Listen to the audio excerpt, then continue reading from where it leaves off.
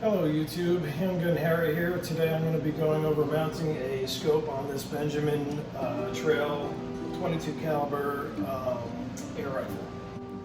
I will be covering eye relief on where to mount your rings, the lapping of the rings, and leveling the scope to the gun and torquing everything down. So I use two things to decipher my ring placement.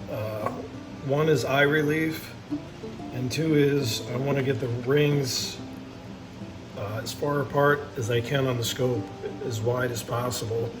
I see some guys, they put them up against a turret, and you don't want to do that because your weight is mostly on the ends from your lenses is the heaviest part, so under recoil they're going to bounce up and down.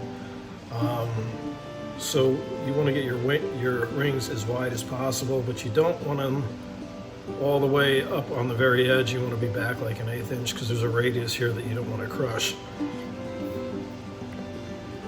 So the way I find my eye relief is I'll hold the gun up with my eyes closed, open my eyes, and I should have a clearer view of sight.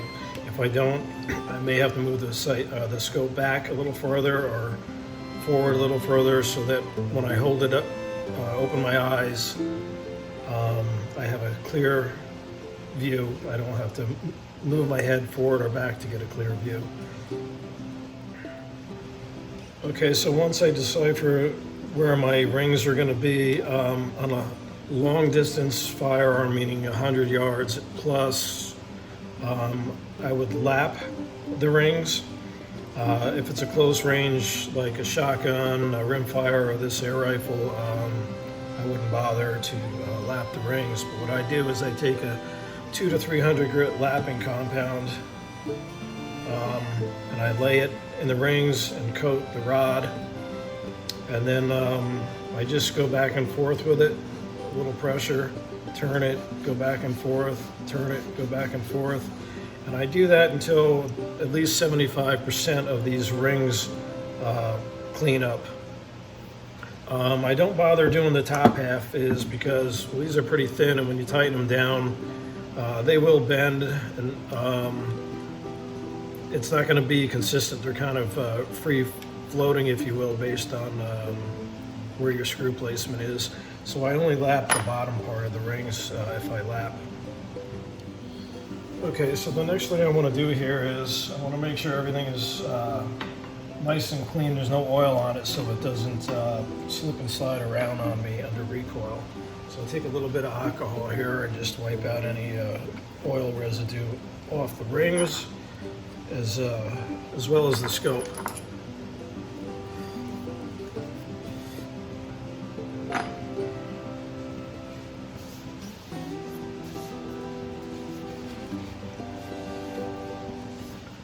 Okay, so now that that's clean, the next thing I do is I'll take this here from Brownells. It's called rosin, and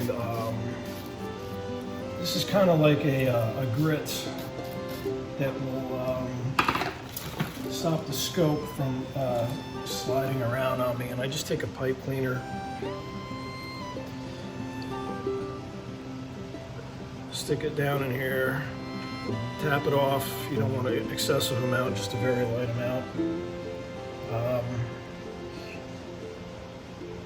I'll rub this in the rings.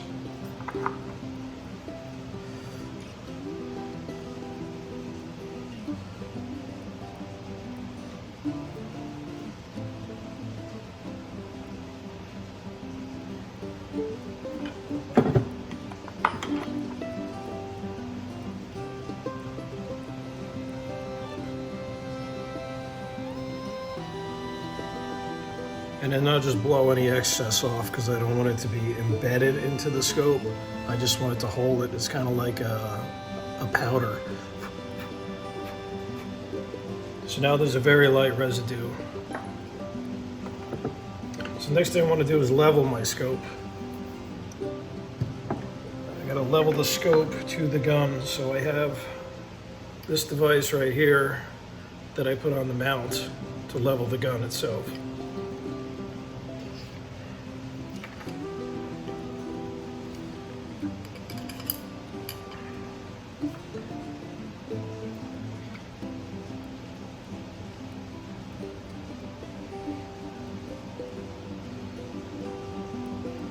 So now that bubble level is perfectly centered. I'm going to lay the scope on top, position it where I had it for my eye relief, as far as forward and back. I take another levels on top of the turret, and I'm going to turn this and level it until this is level.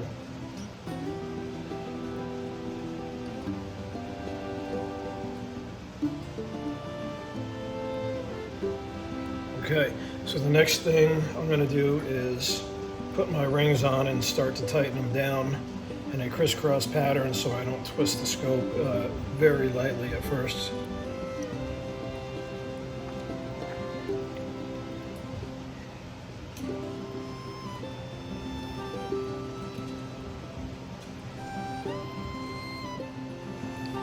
Okay, to save time, I did this off camera. I just tighten the screws until they just touch and you have equal gap between the rings on each side.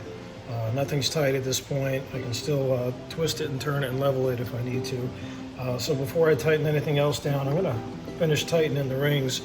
And I'm going to use the torque wrench, and I use 30 inch-pounds. Alright, so I have my torquing driver here set to 30 inch-pounds, and I'm going to torque the rings first.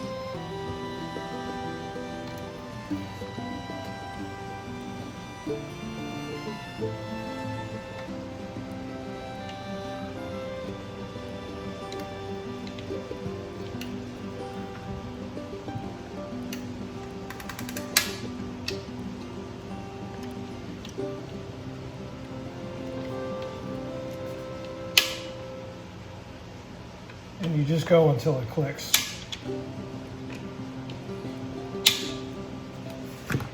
Now, one thing that I forgot to mention is pellet guns, spring-loaded or even gas spring pellet guns, they recoil in both directions. First they push back as the piston's going forward. When the piston slams home, the gun jumps forward. So there is quite a bit of recoil in these. There's a lot of scopes that you might use on a rimfire or even some high-power rifles that wouldn't hold up to the recoil of an air gun. So when I put these rings on, there's the Picatinny slots here. I like to move one ring forward as far as I can up against the slot and the other one backwards, and then that way the rings are locked in both directions, if you will. So now my rings are torqued into place. Double check my level. Everything looks good there. So now I'm going to start torquing down the scope rings, and this is going to be to 15 inch-pounds. So now I have this set at 15 inch-pounds. And a lot of people will prefer to take this to a gunsmith because of the fact that you do have to buy all these specialized toolings, the levels, the gun cradle, the torque wrench, the rosin, a bore sighter. So some people, if you don't do it all the time, you may just be better off taking it to a gunsmith. So now these were just tightened until they touch, and I'm going to sneak up on it, turning it evenly until I reach my torque. I'm not going to go straight to the torque because it'll pull the ring to one side or the other.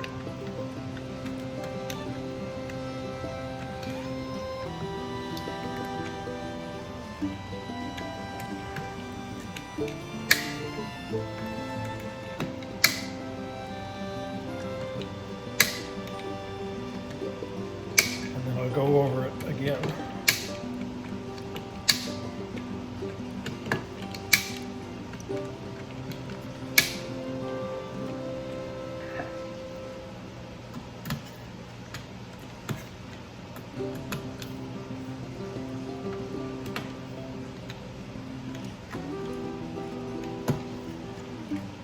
And I'm just starting by giving each of these a half a turn until they start to tighten up.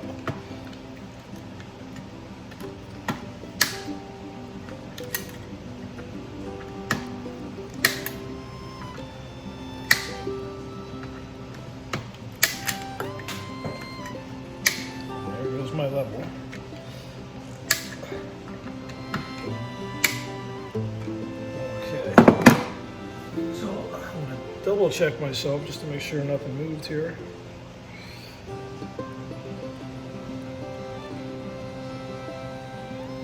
And both these levels are perfect.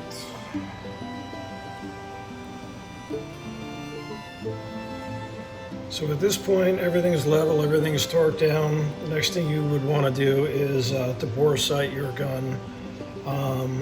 If you don't have a bore sighter, you could just start at close range, like 10 yards or so. So this is Handgun Harry signing off. I hope you enjoyed today's video.